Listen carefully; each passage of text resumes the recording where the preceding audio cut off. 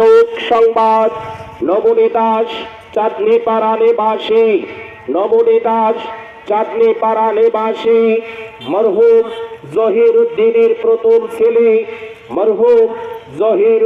প্রথম ছেলে গঙ্গাচড়া আবুর মিলের হেডমিস্ত্রি আব্দুল মান্নান আজ সন্ধ্যা 7:30টার দিকে রংপুর মেডিকেল কলেজ হাসপাতালে চিকিৎসাধীন অবস্থায় ইন্তেকাল করেন।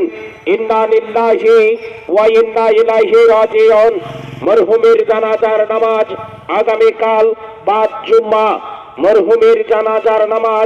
আগামীকাল বাদ জুম্মা তার নিজ বাড়িতে অনুষ্ঠিত হইবে ইনশাআল্লাহ।